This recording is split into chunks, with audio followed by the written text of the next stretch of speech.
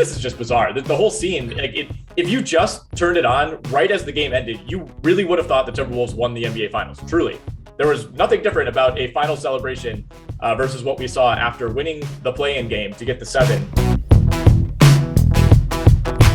Hey, what's up, everybody? Welcome into the Monkey Knife Fight NBA show. We are back after a very long hiatus. I'm Dan Watkins. Joining me, the great Nick Whalen of Rotowire.com. Nick, what's up, buddy? How you doing? I'm doing well. Doing very well. We got 2 play-in games tonight. Excited for those. Finally lock in the 8 seeds in each conference. Although I'm not sure, whichever teams emerge from these 2 games tonight, I'm not really sure there's going to be a lot of consequence there. I think Miami's going to feel pretty good about whoever it matches up with. And I think Phoenix is going to feel even better, whether it's the Clippers or the Pelicans. But very, very excited. Tomorrow is always like one of my favorite kind of underrated sports days of the year. And you kind of have to be in the weeds for the NBA, to really care about this stuff. But that first day of playoff games where you get nonstop basketball, really from, depending on your time zone, it could be as early as like 10 a.m. all the way till midnight. Yeah, it's a big weekend, big sports weekend. I love just the basketball is going to be all day on Easter Sunday too. If you celebrate that, have some great dinner, great food, and then just watch playoff basketball all day. It's setting up for a great weekend in the sports world. It is the final night of the play-in tournament, whatever you want to call it here, as you mentioned at the start of the show here, Nick. How do you feel about the play-in game and the play-in tournament? It sounds like it's here to stay. Adam Silver basically said it's here to stay. Yeah, I think it's been a success, right? I mean, we've seen players come out and voice their support for it. I think most recently it was Evan Fournier, of all people, who was just like, yeah, this is so great. I'm sitting here watching the play-in, and, there's still things on the line for teams that would otherwise be eliminated. I think there are going to be years where we like it more than other years. There's going to be times where it feels more justified, where there are teams that are more stacked up record-wise, and it feels like it's a closer race. And sometimes there are going to be years like this one where you have the 46-win Timberwolves, competing for a spot with the 34-win San Antonio Spurs, where you kind of feel like, all right, should Minnesota really be dragged into this?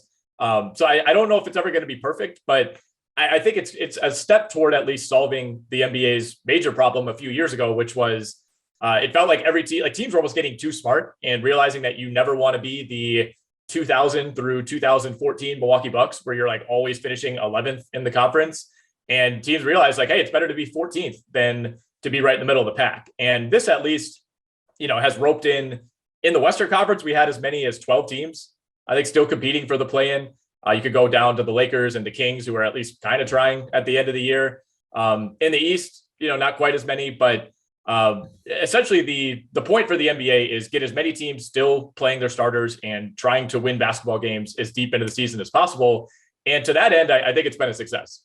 Yeah. And we did run an MKF Twitter poll on this. 62% of you say yes, they want to keep the play-in tournament, and it looks like it's going to stay. And I'm glad they asked Evan Fournier, a member of the New York Knicks, since that they most often, more likely than not, are watching the playoffs. So perfect guy to ask. Yeah, exactly. I love the play-in tournament. I mean, we get all horned up for college basketball and the NCAA tournament in March and all that kind of stuff, all excited. And then it's a great, just segue into the NBA playoffs, get a little bit more of that Game 7 feel. I love when they do it in baseball. I think that was stupid by MLB to get rid of the play-in game in the baseball playoffs. It was the 2 best nights on the calendar. And I'm glad the NBA is doing that. The one thing I don't like, though, is that we have to wait a week for the real playoffs to start. It's kind of just like, all right, I'm ready to go, but I'm ready to see what the Celtics team is going to do against the Nets, but we got to wait a week kind of thing. And then you have also, on the other hand, the celebration for the Minnesota Timberwolves, which we got to talk about here at the start of the show. This celebration, Patrick Beverley jumping up on the stands, or on the podium there, whatever it was, the scorer's table, trying to recreate the Kevin Garnett thing from 15, 16 years ago now. His cracking a beer, fined $30,000. This thing made such headlines. It actually was on the front page of the Wall Street Journal this week. That's how big this was. And here's the headline for you, Nick. Is it okay to celebrate just making the playoffs? If it's the Minnesota Timberwolves, yes. The NBA's most historically forlorn franchise gets a date against Memphis. Don't blame them for partying like it's 1999. I appreciate the Prince reference there when it comes to the T-Wolves. How do you feel about the celebration? It was a little much. I think initially everybody was clowning the Timberwolves and clowning Patrick Beverley. I think the funniest part for me was there's a photo that was going around. I don't know if this was like an AP image or Getty or what, but Karl Anthony Towns, after playing like the worst basketball game of his entire life and like one of the worst games in NBA history, there's like this moment of him hugging his girlfriend, possible fiance, I don't know, Jordan Woods, just looking at her like they just won the title and everything's great. I'm like, this is just bizarre. The whole scene, like if you just turned it on right as the game ended, you really would have thought the Timberwolves won the NBA Finals. Truly, there was nothing different about a final celebration versus what we saw after winning the play-in game to get the 7. And then immediately it felt like the tide shifted to be like, hey, nobody should be shaming the Timberwolves for this. They haven't won anything in forever. And I get that. I guess, I don't really care that much, but what happens if they pull the upset on Memphis? Then what? Like this is the baseline now. Like, are you going to celebrate each individual win? Or are you going to celebrate each round win? I don't know. I'm just not really a Pat Bev guy. I think he has now taken the mantle from someone like Joakim Noah, where he's like the ultimate 29 teams hate him, but if he's on your team, you absolutely love him type of player. But I think they're getting a little bit over their skis. It's the play-in game. I think this is a team that, they're not going up against Phoenix. Like Memphis, they deserve a lot of respect. They're the second best team in the league. They had 56 wins. You have an all NBA caliber player in John Morant. Like we get all that. I don't think the series is like completely unwinnable for Minnesota. Like if anything, if I'm a Wolves fan or I'm in that organization, I'm thinking like, we can't be celebrating this like it's our Super Bowl. Like we have a series that we should at least attempt to try to compete in, that starts in a couple days here. Yeah, it reminded me of a couple of years ago. I don't know if you remember this. It was like Game 3 Celtics-Sixers in the semifinals, and Philly dropped confetti. Oh yeah, I remember. After Game 3, it was like, "What are you guys going to do if you actually win?" They didn't, in true Sixers fashion. And then the other thing about that celebration too, it wasn't the most absurd part of that game. You had the lady who glued herself to the floor in a protest, and I believe. I read that this was like a protest against who she thought was the Timberwolves owner, some like PETA violation or something like that. But it's the guy that doesn't even own the Timberwolves anymore, and she was protesting. Yeah. So just like big time protest for someone that does not have anything to do with the team anymore. Well, from what I understand, he still kind of does. Like they're in the process of like a multi-year succession handoff. So I don't know if she was aware of that. Obviously, we're referring to Glenn Taylor, who's owned the Timberwolves for like most of my life, possibly my entire life. But yeah, I mean, Glue Girl, as of right now, is probably the face of the NBA as we see it.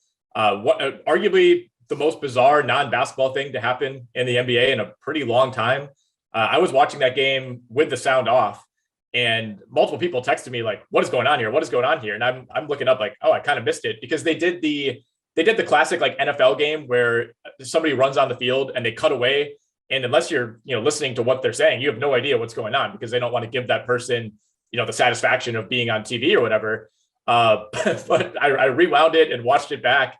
I mean, the sheer confusion from the announcers, the sheer confusion from the players, like Patrick Beverley standing over here, like giving her this look like, what the hell are you doing right now? And then of course the failed glue attempt in and of itself. Like, I don't know if the point was just to, stop the game momentarily, but if she wanted to like actually cause a real distraction, like why not, bring like some sort of rope and like tie yourself to the stanchion or use better glue or like do literally anything that's going to cause the disruption that you're looking for, because ultimately it kind of felt like a failed mission. Like you had to do some digging to find out what she was even trying to protest. Yeah, I mean, Kevin Harlan tried to make a joke about Reggie Miller's Wendy's commercials. Yeah, kind of fell flat there. But yeah, I'm not really sure either of what exactly she was protesting. So from what I understand, well, I'll try to clear this up. What I understand is that Glenn Taylor, among his other business interests, owns like a factory farm of chickens where you just like all they're there for is to lay eggs, which I don't know why else you would own chickens. And apparently this farm had like an outbreak of the bird flu. Also known as the avian flu. That's going around. Yep. And apparently they had to just like kill all the birds because, they weren't, you could, I don't know. I guess like the eggs are contaminated. Not a chicken guy. I have no idea. But from what I understand, she was protesting the fact that they had to like mass murder all these chickens. Right. Okay. Makes sense. Yeah. So, I know. It happens. It happens. The bird flu is going around in many states around the country. Yeah, so anyways, it's a breakout. Moving on, let's go back to basketball here and let's stick with these Timberwolves. Let's start with the Western Conference, kind of give a little outlook for everybody here that's going to play some contests on MKF. They're taking on the Grizzlies. I read through this big article. ESPN put out this huge article, like 75 things you need to know heading into the NBA playoffs. And the big thing about the Grizzlies they have is their age a concern, Nick? The Grizzlies' average age, weighted by playing time, is 24.4 years old. They're the youngest team to finish with a top 2 record since minutes became official in 1952. According to ESPN Stats and Info, by that metric, the Grizzlies could become the youngest team ever to make the NBA Finals, a distinction currently held by the 76-77 Trailblazers. Does the age of the Grizzlies concern you at all? Well, everybody all season has been saying, like, this reminds me so much of that 77 Trailblazers team, right. So I understand that parallel. No, it is a concern, right? And like I keep going back and forth, and like the more I talk about this 2-7 series, I just keep finding myself almost catching myself saying, like, we need to show some respect to this Grizzlies team because they got 56 wins. They've been totally fine with or without Ja Morant. Obviously, they're super deep, and despite the youth, you have a lot of guys who are playing probably above where you would expect them to play at this age. Such as someone like a Desmond Bane. But at the same time, there's just very little precedent for not only a team this young, but a team that's this unproven in terms of playoff success, whether you're talking about separately or, more importantly, this group together. There's very little precedent for teams like that just making the NBA Finals right away. Usually you have to lose once or twice. You have to get upset. You lose to a more veteran team. You take your lumps, and then you get better and better, and eventually you break through. That's the formula that we've seen over and over. And the one way to skirt around that is like overhaul your roster, sign a couple superstars, and you can kind of jump the line. But teams that are homegrown like this typically don't just make a run right away. So I'm trying to keep that in mind. I don't think they lose to Minnesota. But if we get, Grizzlies against the full strength Warriors in round 2, it's going to be hard for me to say definitively, like, well, the Grizzlies are the better team. They're going to win, because we've seen this Warriors team, make multiple runs all the way to the NBA Finals with that Curry, Draymond, and Clay core. So I'm optimistic about Memphis, but I think we have to consider history here and remember that it's not very often that a team just coalesces like this and breezes through the playoffs, its first time through. Is Ja Morant a good candidate to become like the breakout, like household name across the country nationwide, that like everybody's going to know him, who this guy is come the end of the playoffs? Yeah, I think so. I mean, if he's not there already, right? I think you could argue that he was kind of reaching that point before his latest injury to end the season. And he ended up kind of concluding the year with a bit of a whimper due to that injury. But yeah, I mean, I think among like NBA fans, he's definitely in that territory. But certainly I think he has a chance to become the face of these playoffs, especially if they're able to upset Golden State. If that's the matchup we get and the Warriors beat Stephen Curry or the Grizzlies, I'm sorry, beat Stephen Curry and the Warriors in round 2. I think that's the point where he would really ascend from, NBA superstar to like national superstar. By the way, guys, I just got an alert here. Paul George tested positive for COVID and will not play tonight. Wow. So yikes. That is not good, but that is very good for the Pelicans. Yeah, very good for the Pelicans. Wow. Bringing us back to this Grizzlies and T-Wolves series too. One last thing I want to touch on here. Karl Anthony Towns, he declared himself this season as the greatest big man shooter of all time. Any thoughts on that? I can tell by the eye roll after. I don't know. I mean, like, sadly, statistically, he might be right. So I don't want to completely dismiss this. I think it depends. Like, do we qualify Dirk Nowitzki as a true big? Like, size-wise, he's probably the same size as Towns, but he never really felt, he always felt like more of a true forward, whereas you could qualify Towns as a center. I don't know. I mean, it's kind of a weird declaration to make, like after having the worst game of your life in like a do or die playing game. But yeah, I mean, he's up there. Statistically, he's up there. So I can't argue with that. And he's got to be better than he was in the playing game, right? For Minnesota to have any chance.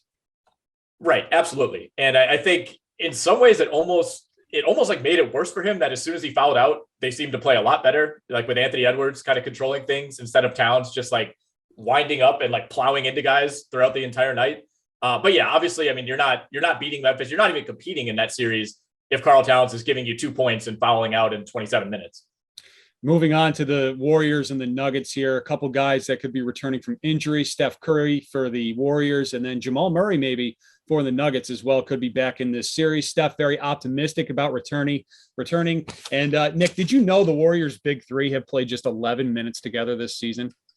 I did know that. And, I think Draymond played like 5 seconds or something in that one game when Clay first came back. And then, of course, he was hurt for a long stretch. And then, Draymond comes back and Steph immediately gets hurt. So that's kind of a concern, right? I mean, if there's ever a group that you would trust to coalesce on the fly and look really good right away, I guess it would be this team, just because they've made so many runs together and, they know each other so well. So maybe it's not that big of a concern, but it's a little bit of a concern. They've played not only 18 minutes this season, but 18 minutes together since the 2019 NBA Finals. That's insane. Absolutely crazy. I guess for a fantasy outlook, Nick, for Steph Curry, when he does come back, are you buying in right away on like the more, let's say his MKF line for his first game back is like 23.5? Ooh, 23.5 is low enough where I could be convinced to go more. And you never know. Like Steve Kerr is honestly entering like the Greg Popovich zone where he'll say something like he said yesterday, like, oh no, Steph's not going to play 30, 35 minutes. Would anybody really be shocked if he played like 37 minutes in game one? I don't know what to believe really when it comes to Steve Kerr. So if the line is that low, I would go more. If we're talking, 27, 28, 29 for the line, then I would go less. I mean, he missed the final 12 games of the regular season. I know he was able to scrimmage yesterday, but even Steph himself said, I'm not 100%. I still have pain in the foot, but I just have to push through it. So, we also have to keep in mind, this is a guy that really hasn't played. He hasn't had like a 2-week stretch where he's been MVP Steph Curry since all the way back in probably December or January. Like it's been an objectively like average second half of the season for Curry, even before the injury. Yeah. Jamal Murray on the other side for the Nuggets, Nick, what do you think about him coming back? Is that a big boost? How's he going to look? Well, we'll see if he comes back. I'm not as optimistic. Like the pendulum keeps going back and forth on Jamal Murray, where a week ago they essentially ruled him out for the whole playoffs, and then a few days later they're saying, oh well, maybe he'll have a chance. That to me indicates that it's more of a mental thing. I think Mike Malone has implied that because there was a video that came out in March of Jamal Murray throwing down a windmill dunk. And that was months ago at this point. And, I think that kind of generated some buzz and everybody thought maybe he'd be back with a few games left in the regular season. I wouldn't count on it. I think they're trying not to put pressure, I should say, on Jamal Murray, let him make that decision. But we'll see. I mean, this series against Golden State in round one, I mean, if it ends up being a quick series, I don't think we see Jamal Murray. I think the series needs to go at least 6 or 7 games for that to be a possibility. And I mean, if we're being realistic, Denver probably needs to find a way to upset Golden State for us to feel good about Jamal Murray getting back on the floor this season. I was just going to ask you, does Denver need him to beat the Warriors? They need him if Stephen Curry looks like Stephen Curry. Fair enough. Right? I think if Curry plays every game and looks like and is even 80% of himself, then they absolutely need him. As great as Jokic is, I think the Nuggets still have, considering the circumstances, a much higher floor than most teams would in this situation. You're not knocking off the Warriors, presumably at full strength, without both Murray and Michael Porter. And I'm glad you brought up Jokic because I'm wondering, do we appreciate him enough from a national standpoint? He put up some historic numbers this season. First player in NBA history with 2,000 points, 1,000 rebounds, and 500 assists in a season. And his 32.92 player efficiency rating set the league's all-time record. Are we underrating him? I mean, I feel like he never gets mentioned. Like if you ask people their top 5, I feel like he gets left out. I mean, people that don't know basketball. Yeah. I mean, it's the people that we're talking about, I think are like the ESPN talking heads who, I don't know if they're just like sorting by, who led the league in scoring in 2015. And that's how they choose their best players in the league. But I mean, at this point, there's no argument. This guy's in the top 5. I guess you could quibble about like, it's kind of the same reason that you'll often see Giannis, I think, ranked lower, because people like to favor players who can get their own shot, somebody who you can picture, breaking someone down one-on-one and hitting a step back 3 at the buzzer. But if you want to go tell me you'll take Devin Booker over Nikola Jokic, that you can have him. That's fine. I think at this point, Jokic is absolutely a top 5 player. I think if you want to argue Giannis, if you want to argue Kevin Durant, I would still argue LeBron in like a 1-game setting. It's not like he's the unassailable best player in the league. But I think by people who know basketball, I think he's now properly rated, and he's going to win his second MVP. So he better be. Fair enough. A couple other things I want to talk about here in the Western Conference before we move on to the East. Luka got hurt in that season finale game last weekend. Woj says, though, there is optimism that his calf strain isn't a significant injury. If he's hampered at all, is Dallas done quick? I think so. Yeah. And it's really a shame because I think this was lining up to be a series that they felt really good about. I mean, Utah has just been on this slow path of destruction or self-destruction over the last couple of months. It really, really felt like this team just is sick of each other from the top down. And I think with a healthy Luka, this was probably going to be the final nail in the coffin for the Snyder, Mitchell, Gobert era in Utah. And all of a sudden now with Doncic missing game one, and for being realistic, he's probably going to miss game two, right? I mean, if the fact that they came out 3 days before game one and said, yeah, he's probably not going to play, game two is only 2 days later. You only get 1 day between games one and game two. If his calf is feeling so bad now that they feel comfortable ruling him out, I don't really see it, making massive progress over the course of 48 hours. And you have to consider too, like a couple of years ago, we saw Kevin Durant have a very similar injury, come back, and then pretty much immediately tear his Achilles. Like if that's not in the mind of Luka Doncic or the Mavs training staff, I don't believe it. I think it is. So you have to consider the long-term ramifications. And you also have to look at this Dallas team realistically. Like, could they make a Cinderella run to the finals if everything breaks right and Luka's healthy? Like, yeah, I guess. But to me, this doesn't feel like a make or break year where you feel like you absolutely have to push Luka because it's your one chance to make the finals. I think you have to take a longer term view. And if I'm Dallas, I'm holding him out of those first 2 games, and I'm hoping to have Luka back closer to 100%. Even if you fall down 0-2, you still have the best player in the series. If Luka's 100% for game 3, you say, all right, we got to go win, 4 of the next 6 games here, or next 5 games here, and we'll take this series. So it's going to be interesting. I think the Jazz are getting a major bailout due to the timing of this injury, but ultimately the winner of this series is playing at Phoenix in round 2. So it probably doesn't really matter that much for the long-term view of the playoffs. One guy I am eyeing for all of my MKF contests, though, heading forward, as long as they're still playing, that's Donovan Mitchell. Did you know he's the 5th? He ranks 5th all time in playoff points per game at just about 29 a game. So any of those more or lesses that are around like 25 for Mitchell, I'm going to be hammering the more on. Yeah, I mean, he turns into a completely different player in the playoffs. And I wish we would see that a little more often. I mean, it can border on recklessness. Obviously, it hasn't led to a ton of like success for the Jazz in the playoffs. I think most recently that just inexplicable collapse against the Kawhi-less Clippers last year. That's the latest example. But yeah, I mean, he really becomes a different player and a more aggressive player, more willing to take chances. And that's what Utah needs. So, without Doncic in the series, I mean, Utah, the one saving grace, I guess, if you're Dallas, is like, all right, Utah has proven that it will blow a lead to anyone at any time. So like maybe if you're Dallas, you still feel like you could steal one of these games without Doncic. But in a weird way, it almost puts more pressure on Utah to, like, if we're assuming Luka's going to miss game 1 and game 2, there's no reason you should drop either of those games. Yep. And his more or less for Saturday's game 1 is 26.5. I'll be hammering the more on that one. That's a very friendly number. I would go more as well. All right. Any other DFS plays in the Western Conference that you like in this first round? I mean, if we're talking like more or less totals, I'm very iffy on Towns. You look back at the one playoff series that we have to judge him from. That was back in 2018.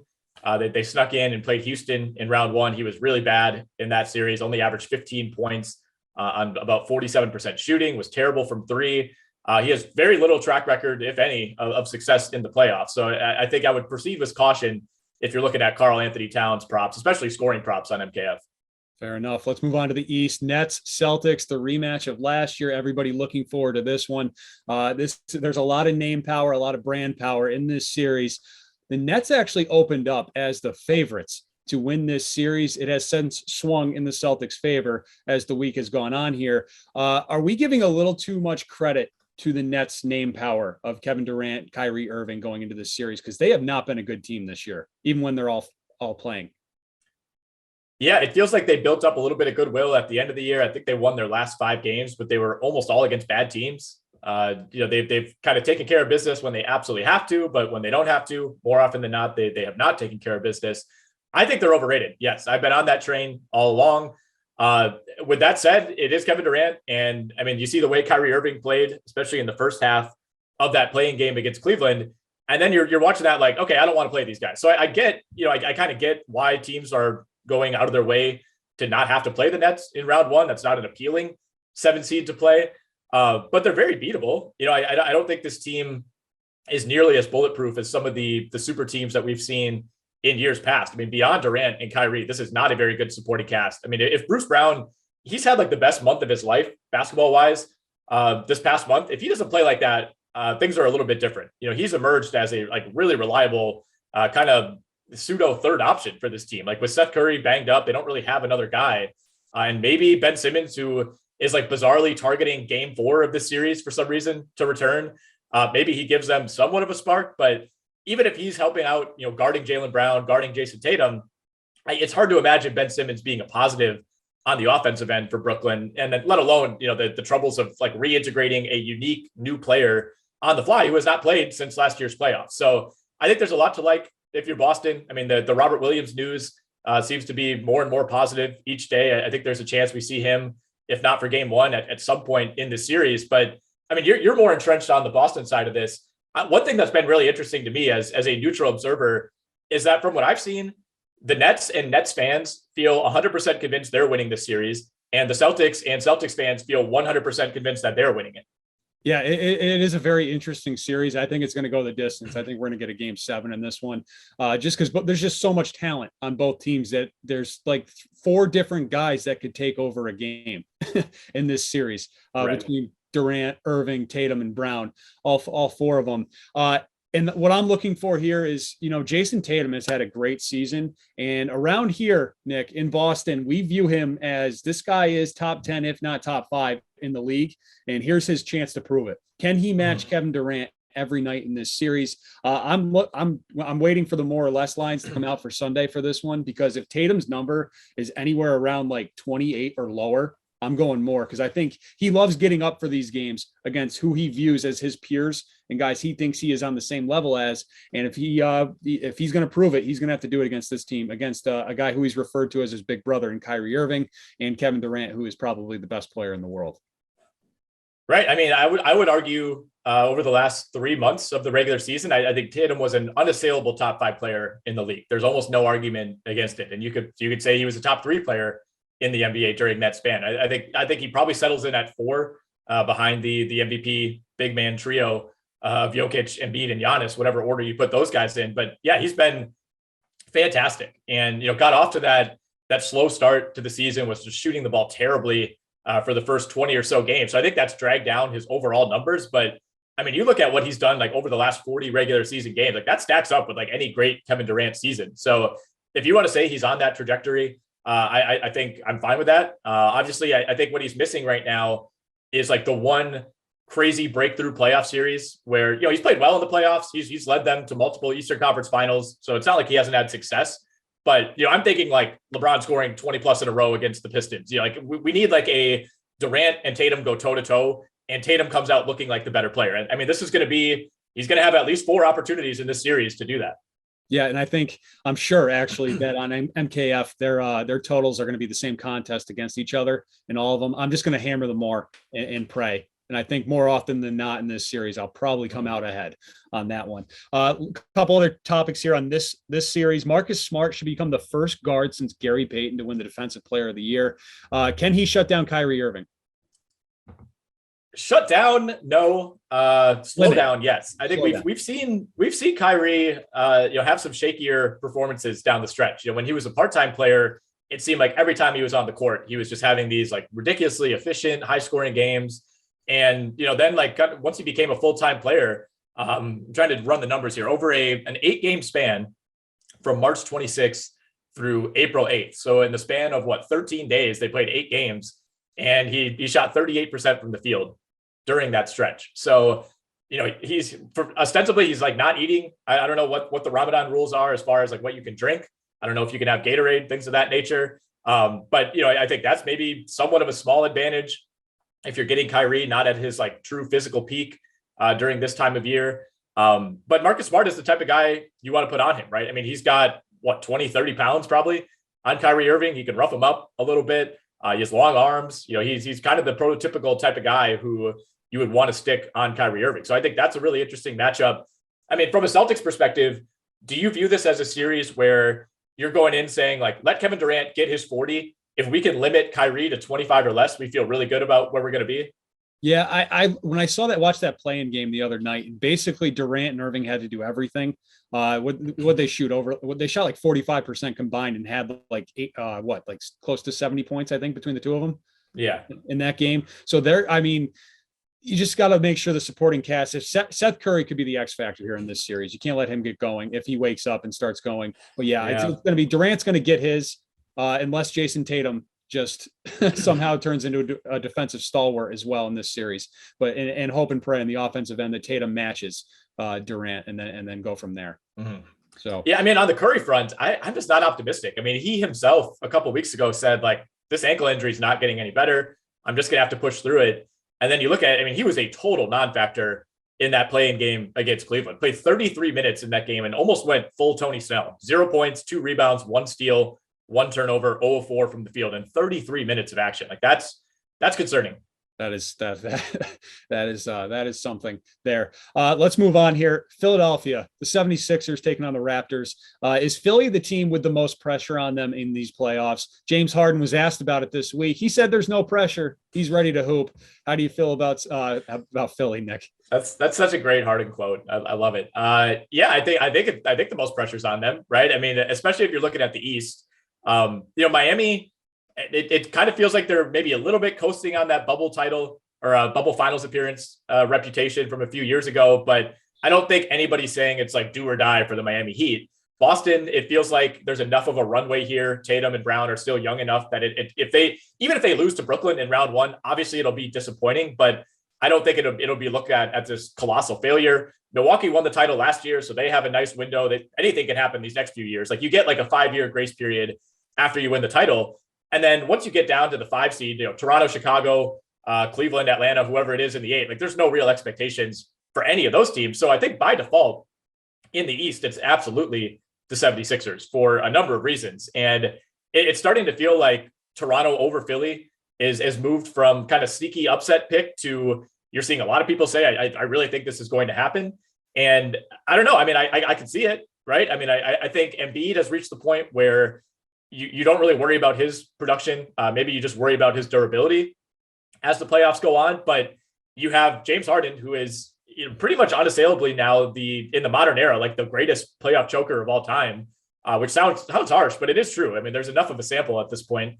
And then you have the James Harden of playoff coaches in Doc Rivers. Like it's a perfect recipe, I think, for this really well coached, really long, really diverse Toronto Raptors team to try to pull this upset. And I don't want to overrate the Matisse Thybulle factor too much, but especially if Toronto can steal game 1 or game 2 in Philly, and you go to Toronto feeling like you absolutely have to win game 3 if you're the Sixers, and you remove your best defender in Matisse Thybulle from that series, like it's going to get a little tight. Yeah. With Toronto though, does their lack of depth worry you, especially if this series gets long? I mean, each of their 5 starters ranks in the top 30 minutes. It worries me if any of those guys are either not playing well or more severely if there's an injury, right? I mean, I think they play the whole season like other teams play the playoffs, right? Like you get to the playoffs and most teams will trim their rotation down to 7 or 8 guys. You'll have games where your stars are playing 38, 39, 40 plus minutes. Toronto treats game 1 through 82 like that. So in some ways, it's like nothing's really going to change for those guys. I think it'll be fine, but all it takes is like one injury to any of their starting 5, and there's a dramatic drop off. I think especially for the guards. Like I love Trent, and I love Van Vliet. They have no other guards that they even like on this roster. It's like there has to be some sort of like dramatic injury situation for anyone like Armani Brooks or Delano Banton or Malachi Flynn to even get like 1 minute in garbage time. Yeah. Moving on, I want to touch on the Milwaukee Bucks quickly here before we wrap things up. ESPN polled 20 of their experts. All 20 picked the Bucks to win. This is like, as of right now, this is the biggest favorite on the board because the 2 number 1 seeds aren't on the board yet. Are you worried at all in Milwaukee? Is there any cause for concern against these Bulls? Not really. No, I mean, I think it's kind of crazy to say based on the fact that Chicago was, I want to say, tied for the 1 seed, like 5-6 weeks ago. Yeah. And looking like a team that I think it certainly looked like was going to get out of round 1. And I think it's just tough. Zach LaVine has not played well down the stretch. I do wonder how much that knee that he's been playing through is bothering him. I think Milwaukee is a particularly bad matchup for Chicago, which is, they've struggled against every single good team this year. So it's not like you'd feel great about playing Philly or Boston or Miami either, but they just have nobody to throw at Giannis. And there are very few guys who guard Giannis well.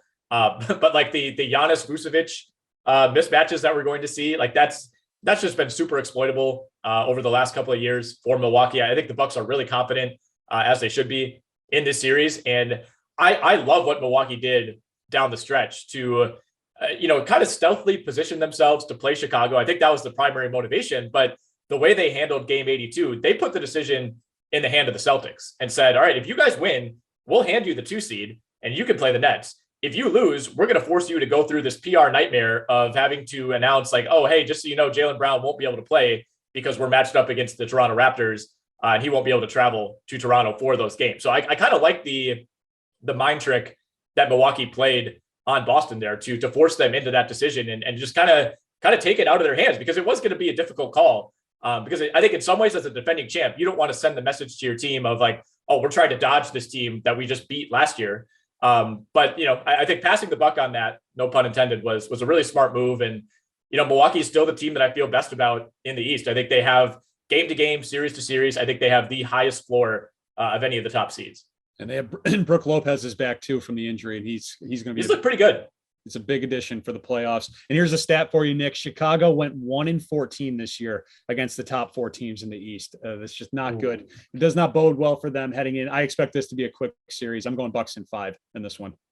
It seems like it's going to be 4 or 5, right? I mean, barring an injury, it could be 4. It seems like more often than not, a team is able to steal 1 on its home court. So yeah, if I had to choose, I would say Bucks in 5. That seems most likely. And lastly here, the Miami Heat, they're the 1 seed. Not a lot. I feel like there's just not a lot of discussion and conversation about the Miami Heat, even though they're the best team in the East, as according to record. Are we sleeping on them? And do they have what it takes to go back to the NBA Finals from 2 years ago? They have what it takes. I don't think people are sleeping on them, to be honest. I think it's just most people I've talked to will acknowledge that. I mean, it's a 4 or 5 team race in the Eastern Conference, depending on how you feel about Philly. It seems like Philly has kind of become that consensus 5th team just because of the variance with someone like James Harden. I think people respect Miami. I think, it's understood that they're like the car in a NASCAR race that's like led the most laps throughout the race. Like they've been in first for a lot of time this season, despite some injuries. A lot of that core that made the finals a couple of years ago is still here. I think they have everyone's respect. The one thing I do like about Miami, it's like straight up in a series, like I would pick Boston, I would pick Milwaukee over Miami, maybe even Brooklyn. But I love the path that Miami has right now, at least to get to the Eastern Conference Finals, because like Milwaukee is the 3, they're the team I feel best about. They still have to go through one of Boston or Brooklyn in round 2, plus most likely Miami or Philly or Toronto in the Eastern Conference Finals. Whereas Miami, they dodge all but one of Boston, Brooklyn, and Milwaukee. And I think everybody's pretty down on the Sixers team right now. So not only does Miami have a walk in the park first round series, regardless of who it is, but then you're also getting, I think, probably the easiest second round series against either Philly or Toronto. Right. Yeah. And I love their shooters too. Duncan Robinson and Tyler Hero, both of them just like. And Robinson hasn't even played well this year. It's like he's kind of been relegated to bench or like borderline out of the rotation at times. And they're just pulling guys like Max Strus, Gabe Vincent, like those guys have arguably been better than Duncan Robinson. They have so much depth. Yep. Very good Miami team. Any DFS picks in the Eastern Conference that you like? Well, I mean, I would kind of make the same case for Vooch as I did for Towns. I would go less on pretty much any Vucevic prop that you're going to see on MKF. I would tread lightly with Milwaukee just because of the blowout potential. I mean, they've had a couple games where they've just shellacked the Bulls during the regular season. Wouldn't be surprised if we see that. And that's one benefit too of the play-in tournament for teams that are not involved. I know it kind of sucks for fans, but it's a nice little boost for, those top 6 teams. You get a full week off. So I think Milwaukee, all these teams should be at full strength heading into these series, which is nice. Other than that, Boston, Brooklyn, going to be a war. It's kind of hard to judge. Like Brooklyn just feels like such a 2-man team that I don't have like strong takes about any of those role players. One prop that I like, I know it's not MKF necessarily, but Bam Adebayo is like 40-1 to win Finals MVP.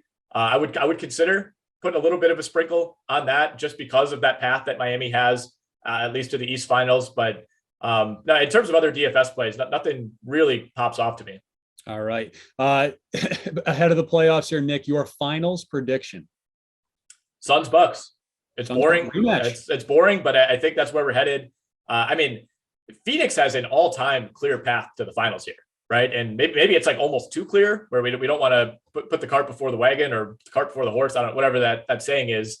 But I mean, you could argue that the next 5 best teams right now, especially when you factor in the question marks around Curry, the next 5 best teams might be in the other conference. And, you're getting in round 2, you're getting either a Jazz team that everybody hates or a Mavericks team with a banged up Doncic. And Phoenix's path is really, really shaping up well. So I feel great about that. And then, the East is going to be a war, but again, I trust Milwaukee. All right. And I recently converted to a full-on green teamer this season. So I'm going Celtics Warriors. I'm buying in on the Celtics. I bought in February when they started this little streak here. Just something's been different. And if they get Robert Williams back at even 80%, I think they have a real shot to come out of the East and they can go toe-to-toe with anyone in the West. So that's my pick. Yeah, well, they'll have home court if they play Milwaukee. That's something to keep in mind. That is the one kind of sneaky ramification of the Bucks handing them that 2 seed. Yep. All right. Well, actually, one more thing. Brian alerted me to. It is Jackie Robinson Day in Major League Baseball. Nick, your favorite number 42 in NBA history? So I ran the numbers, and according to Basketball Reference, there are 167 players in league history who have worn number 42. I went through and I highlighted all the names who jumped out. I have about 10 or 15 here. I will read them to you in alphabetical order. You could stop me for comment at any point if you would like. Tony Allen. Love Tony Allen. Number 42 for the Boston Celtics. Of course, did not wear 42 for the Grizzlies. He was Marcus Smart before Marcus Smart. He really was. He truly, truly was. One of the all-time unique NBA players of that era. And like the type of guy that I don't know if we're going to see another Tony Allen, who really doesn't do, can only do layups and 6-foot baseline jumpers. And that's it. But it's just a dog. He was basically like an MLB in Major League Baseball, your defensive replacement, like the 9th inning. I'm sure you've played plenty of open gym ball in your life. He was like in high school when the wrestlers would come down from the wrestling room and play a couple games with you. That was me. I wrestled. Yep. Exactly. There you go. You were Tony Allen. All right, moving along. Vin Baker wore 42 for the Bucks, Sonics, Celtics, Knicks, and Rockets. Another Celtic. Still lives in Milwaukee, I believe is or was on the Bucks coaching staff. Another Milwaukee Buck, Charlie Bell, wore number 42. I specifically highlighted this next guy because he was somebody that I was in love with coming out of the draft. I was convinced he was going to be this huge steal. And he also went to Providence. Ben Bentel wore number 42 for the Dallas Mavericks in 2017. Nice. All right, I'll go rapid fire through the rest of these. Elton Brand. Yep. PJ Brown. Love Nene. PJ. Many people forget about Nene. Yep. Kevin Love wore 42 with the Timberwolves. That seems like 30 years ago at this point. I actually watching the other night, I was going through the Cavs roster. I'm like, holy crap, Kevin Love is still in the league. And playing well, playing really well. Didn't even realize it. Current UNC assistant coach Sean May wore number 42 for both the Bobcats and the Kings, two very fitting franchises to employ him. The first guy when I saw Brian's email about number 42 is for some reason my mind immediately went to this guy, and I always picture him in an Atlanta Hawks jersey with the actual hawk on it. Theo Ratliff. Oh, that's a good one. Kind of an early NBA Live 2003 legend, somebody who just always ended up on your team on that game. I feel like he was always a perennial 72 overall, but he was a good 72 that you could have coming off your well, he was a 95 as a shot blocker, and that's kind of what you're looking for. Really good player. Jerry Stackhouse wore number 42 for 7 different teams. Also sang the national anthem before a Bucks playoff game once. That was kind of weird. And then we finish out with Bonzi Wells, who only wore 42 for 1 year, but it was during his memorable 2006 season with the Sacramento Kings. Right. Didn't James Posey wear 42 at one point? James Posey, you know what? For the Heat? He did. He wore it for the Heat, 06 and 07. Obviously, I've left off some more notable players. Mo Pete wore it. I think the number one player would probably come to mind is James Worthy, a little known guard for the Lakers, wore number 42. Lorenzen Wright, rest in peace, wore 42. It's a pretty substantial list, honestly. All right. Very good. I love it. All right, guys. Thanks for tuning in. Don't forget to hit that subscribe button, and good luck on your contests. Nick, enjoy your basically your holiday week. Well, it's everybody's holiday weekend, but it's an extra special holiday weekend for you and the NBA playoffs tipping off. And thanks, guys.